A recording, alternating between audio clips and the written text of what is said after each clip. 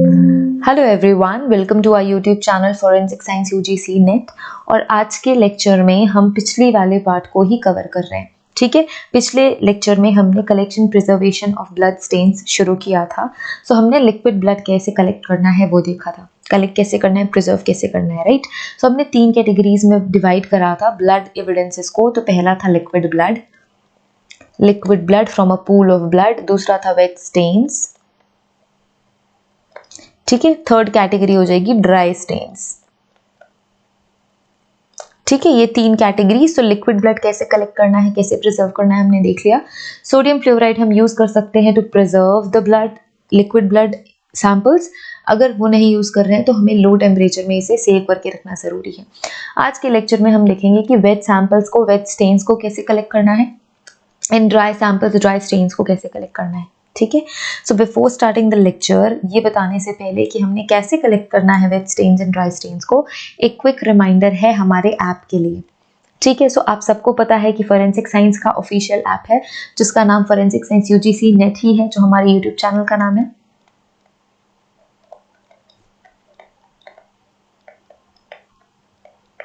ठीक है। Forensic science UGC net, ये हमारे ऐप का नाम भी है, जो कि आपको डिस्क्रिप्शन में लिंक मिल जाएगा। वो सारे बच्चे जो अभी नेट का एग्जाम देने वाले हैं, जो पेपर 2 फॉरेंसिक साइंस में देते हैं, उनके लिए exclusive course, study material, test series सारी कुछ इस ऐप में अवेलेबल है, तो वो आप जाके देख सकते हैं, राइट। इसके अलावा जो हम अभी पढ़ रहे हैं यूट्यूब में जो हम पढ़ते हैं उसका मटेरियल आपको टेलीग्राम में मिल जाता है। कोई इंपॉर्टेंट इन्फॉर्मेशन या कोई भी इंपॉर्टेंट नोटिस है, उन सारी की सारी इन्फॉर्मेशंस आपको टेलीग्राम में मिलेंगी। इंस्टाग्राम में भी आप हमें फॉलो कर सकते हैं, वहाँ पे quick information and other news updates आपको मिल जाएंगी, राइट। सो अब वापस से हमारे लेक्चर में आते हैं कि कैसे वेट स्टेन्स को कलेक्ट करना है, right. So collection of wet stains, sometimes, okay, this is the collection of wet stains. Sometimes wet stains are found at the scene, so this thing happens sometimes. The exact technique for the collection will be depend upon the nature and the surface of that particular place and quantity of blood. So किस पे depend करता है? सबसे पहले तो depend करता है nature पे, कि क्या नेचर है, राइट। नेचर ये हो सकता है कि वेट स्टेन्स है, कैसे सरफेसेस पे हैं, तो 2 सरफेस हो सकता है। एक तो हो सकता है नॉन पोरस, एक सरफेस हो सकता है पोरस। सो जो नॉन पोरस सरफेस है वो अब्सॉर्ब नहीं करते हैं ब्लड। जो पोरस सरफेसेस हैं लाइक पेपर एंड कार्डबोर्ड या क्लॉथ मटेरियल, वो आपका ब्लड अब्सॉर्ब कर लेंगे। सो ये डिपेंड करता है कि वो ब्लड स्टेन कहाँ पे, कौन से सरफेस में और कितनी क्वांटिटी में है। अब इसके अलावा जो भी इंपॉर्टेंट गाइडलाइंस है वो हम आगे पढ़ते हैं, राइट। अगर कोई वेट स्टेन है किसी नॉन पोरस सरफेस पे या पोरस सरफेस पे, तो हम एक क्लीन पीस ऑफ पेपर या रैग लेंगे या फिर फिल्टर पेपर लेंगे, ठीक है। फिल्टर पेपर ले लिया, रैग ले लिया, and then we can press that filter paper या फिर clean rag against the stain. इससे क्या होगा? The stain is transfer to the rag या फिर filter paper if the stain is partially dry. अगर वो स्टेन पार्शियली ड्राई हो गया है किसी रीजन से, तो उस पीस ऑफ रैग या पीस ऑफ फिल्टर पेपर को आप मॉइस्चर करोगे सलाइन वाटर से। डिपेंड करता है कि कैसे ड्राई हुआ है वो ब्लड स्टेन। अगर वो ब्लड स्टेन ज़्यादा ड्राई हो गया है तो आप सलाइन वाटर से अपने piece of rag, piece of filter paper को वेट कर सकते हैं, एंड देन उसके अगेंस्ट प्रेस करेंगे, जिससे वो ट्रांसफर हो जाएगा आपके पीस ऑफ फिल्टर पेपर में या पीस ऑफ रैग में। It is pressed again the stand, the same is transferred on the piece you have. A cloth piece always preferred to the filter paper. So if you will we always prefer piece of cloth as compared to filter paper. Filter paper की जगह पे अगर आपके पास cloth piece available है तो आप cloth piece ही use करेंगे, ठीक है। सेकेंड सिचुएशन क्या है? If a stain is on the non absorbent surface. अगर जो स्टेन है वो नॉन एब्जॉर्बेंट सरफेस पे है, so it is allowed to dry. हम वेट करेंगे कि थोड़ा ड्राई हो जाए, and the article is collected. So हम उस आर्टिकल को कलेक्ट कर सकते हैं, तो हम आर्टिकल को कलेक्ट कर लेंगे। If the stain contains sufficient liquid blood, then it is collected in the same way as liquid blood. अगर ये सफिशिएंट अमाउंट में लिक्विड ब्लड मिला है वहां पे, तो आप जैसे लिक्विड ब्लड या पूल ऑफ ब्लड से जैसे आप सैंपल कलेक्ट करते हैं बिल्कुल वैसे ही हमने सैंपल कलेक्ट करना है। Third situation, if the stain is on the absorbent surface, या ऐसा सरफेस जहां पे ये ड्राई क्विकली हो जाएगा क्योंकि वो सरफेस अब्जॉर्ब कर लेगा वो लिक्विड पोर्शन। ठीक है, सो इसमें क्या होता है, जो ब्लड है वो पेनिट्रेट हो जाएगा to the surface and it will be dried quickly, सूख जाएगा जल्दी ही। सो इससे क्या करना है, अगर बन पड़ता है तो हम पूरा का पूरा आर्टिकल ही कलेक्ट कर लेंगे। If it is not possible to collect the article, for example in case of a stand on the earth और अनपेव्ड फ्लोर, ठीक है, अगर मिट्टी में प्रेजेंट है या ऐसी किसी जगह पे है जहां से हम कलेक्ट नहीं कर सकते, the stained cone of the material is collected in a glass jar. So हम जो भी मटेरियल पे आपका वेट ब्लड स्टेन है वो हम पूरा का पूरा मटेरियल कलेक्ट कर लेंगे इन अ ग्लास जार।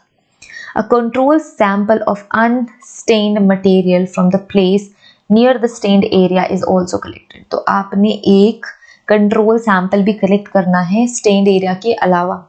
जो अनस्टेन्ड एरिया है वहां से आपको कंट्रोल सैंपल कलेक्ट करना है, राइट। सो वेट स्टेन हमने देख लिया, अब हमने देखना है ड्राई स्टेन। अच्छा, एक और इम्पॉर्टेंट बात, अगर ये किसी क्लॉथ पीस में या क्लॉथ मटेरियल पे है, अगर जो वेट स्टेन है वो किसी क्लॉथ पीस या क्लॉथ मटेरियल पे है तो आप सबसे पहले उसे ड्राई करोगे फिर कलेक्ट करोगे।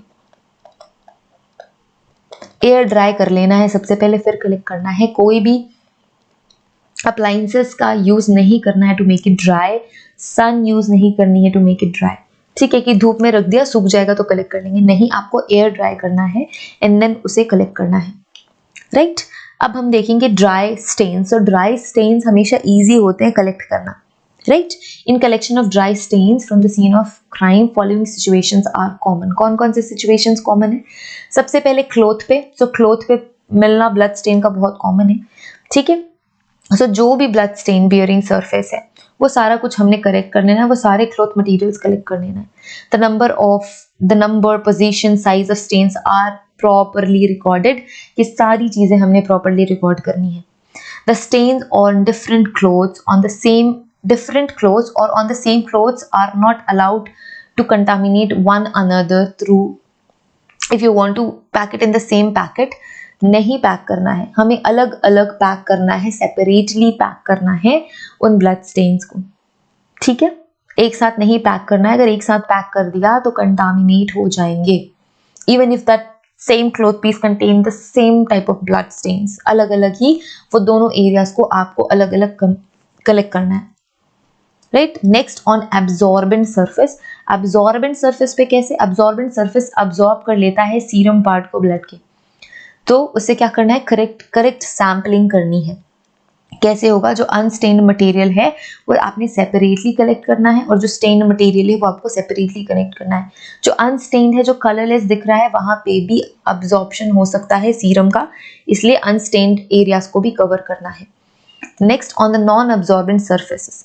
To collect blood from the non-absorbent surface, we should collect the article whenever possible. We have to maintain a white clean piece of cotton or rag or filter paper with saline water to press again the stain. इससे stand transfer हो जाएगा उस piece of cloth पे और आप वो collect कर सकते हो।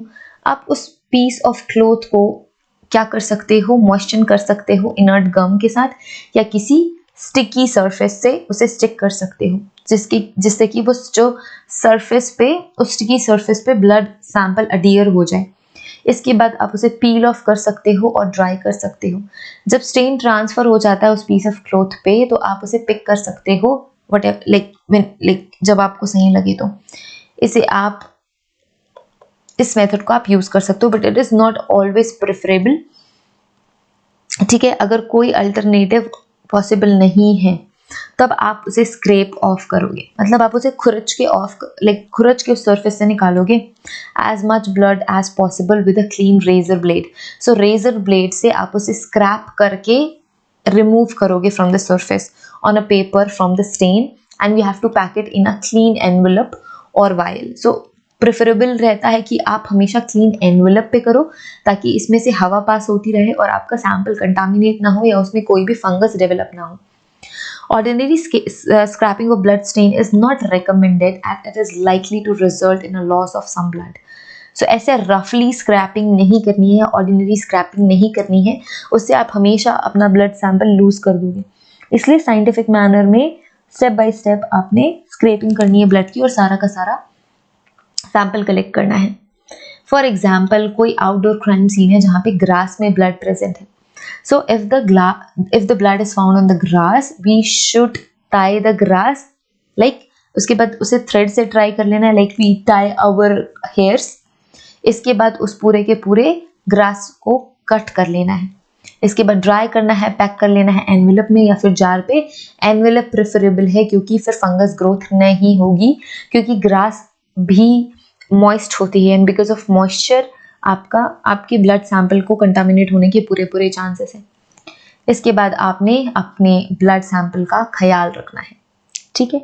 अगर बॉडी पे ब्लड सैंपल प्रेजेंट है, अगर बॉडी पे, डेड बॉडी पे ब्लड स्टेन है, ब्लड सैंपल है, so blood stain sometimes found on the body of the culprit और of the body of the victim, दोनों की बॉडी में ही मिल सकता है। So they should be like it should be carefully handled to avoid contamination from the body, other body secretions.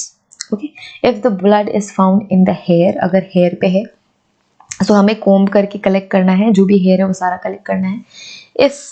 if enough are not obtained, the hair are cut and collected. अगर आपको ऐसा लग रहा है combing से good amount of blood आपने collect नहीं किया है तो वो hair cut करके आप collect कर लेंगे। If the blood is found on the fingernail scraping clean toothpick से करनी है। सारे के सारे fingernail की scraping आपने अलग अलग पैकेट्स में पैक करनी है। ऐसा नहीं कि राइट हैंड का fingernail scraping है सबको एक साथ मिक्स कर दिया, सारे फिंगर्स का अलग अलग अकॉर्डिंग टू डिफरेंट हैंड्स आपने पैक करना है fingernail scraping। सो fingernail scraping में ब्लड सैंपल्स के अलावा टिश्यूज के सैंपल भी आपको मिल सकते हैं। सो जो भी लड़ाई झगड़े होंगे अपने आप को सेव करने के लिए उसमें ये ऐसी चीज़ें हो जाती हैं। If the blood is found on the part of the body, wet piece of clean rag और filter paper is pressed again the stain, same way जैसे हम अभी तक कर रहे थे। The stain is transfer to the piece, जिससे कि वो जो स्टेन है वो पीस पे, उस क्लॉथ पीस पे, उस फिल्टर पेपर के पीस पे ट्रांसफर हो जाएगा। इसके बाद आपने क्या करना है, if the stain is adhering strongly to the piece of cloth may be moistened with the inert gum solution. So आप inert gum solution से उस piece of paper को moisten करोगे। अगर आपका जो blood stain है वो बहुत ही ज़्यादा जम के चिपका हुआ है आपके surface से या फिर body से, so उसे थोड़ा आपको अपने piece of cloth को, filter paper को थोड़ा wet करना पड़ेगा and then उसको same way में collect करना है। So ये है आपके methods and procedures by which you can collect blood samples at different places. So wet blood samples कैसे कलेक्ट करने हैं, ड्राई ब्लड सैंपल्स कैसे कलेक्ट करने हैं एंड लिक्विड ब्लड सैंपल्स कैसे कलेक्ट करने हैं, ये हमने देख लिया, राइट। अगर कोई भी रिक्वेस्टेड टॉपिक है तो प्लीज़ वो आप कमेंट सेक्शन में लिख दो, राइट। नेक्स्ट क्लास में हम नेक्स्ट टॉपिक शुरू करेंगे, okay. Thank you so much for watching this video. Have a great day ahead. See you in the next lecture. Bye. If you like this channel, you can subscribe it. Please share it with your friends so that they can see these videos. Bye. See you in the next lecture.